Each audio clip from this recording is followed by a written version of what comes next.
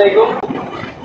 এই মেশিনটার নাম হলো বাস করা মেশিন। এটার মাধ্যমে বাস করা হয়। এখানে আপ ডাউন করতেছে, এখানে কাপড় থাকে, কাপড়ের মাধ্যমে বাস করা হয়। তো এই মেশিনের পুরো কন্ট্রোলই এখানে দেখতে পাচ্ছেন।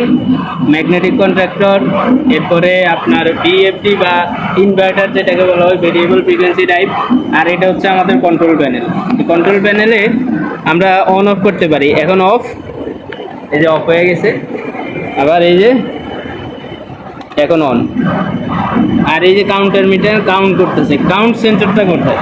এই যে কাউন্টার, এই যে এটা একটা মেটাল সেন্সর। এটা এইভাবে কাউন্ট করে, এইভাবে কাউন্ট করে। এই যে এখানে একটা, এইটা একটা মেটাল, এই মেটাল আসার সাথে সাথে এটা কাউন্ট করে,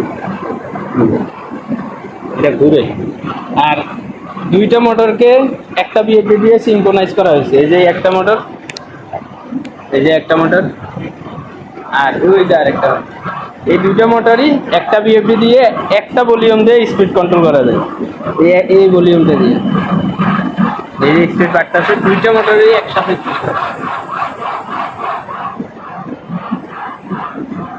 এই হলো বিষয়টা। আর আরেকটা বিষয় দেখাই, এই মেশিনের এখানে একটা আপ ডাউন সিস্টেম আছে। এই যে এই জিনিসটা, পুরো জিনিসটা আপ ডাউন হয়।